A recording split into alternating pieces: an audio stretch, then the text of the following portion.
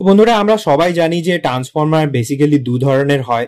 একটা হচ্ছে টোরয়েডাল ট্রান্সফরমার আর একটা ইআই কোর প্লেটেড বেস ট্রান্সফরমার। তো দুটোর মধ্যে ইন ডেপথে নলেজ জানতে চাইলে কোনটাতে কি হয়, কোনটার কি বেনিফিট, কোনটার কি ডিসবেনিফিট, কোনটার স্পেসিফিকেশন কি আছে, কখন কোনটা কোন জায়গায় ইউজ করতে হয়, সেই সবকিছু আমার ডিটেল ভিডিওতে বানানো আছে। নিচে দেওয়া লিঙ্কে ক্লিক করো আর ভিডিওটা দেখে এসো। বাদ বাকি লাইক, কমেন্ট, সাবস্ক্রাইব, শেয়ার করো। দেখা হচ্ছে নতুন টিউটোরিয়ালে। বাই। বন্ধুরা আমরা সবাই জানি যে ট্রান্সফরমার বেসিক্যালি দু ধরনের হয়।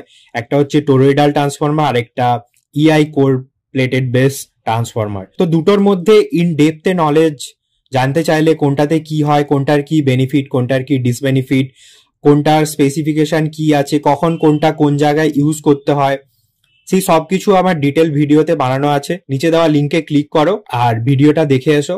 বাদ বাকি লাইক, কমেন্ট, সাবস্ক্রাইব, শেয়ার করো। দেখা হচ্ছে নতুন টিউটোরিয়ালে। বাই।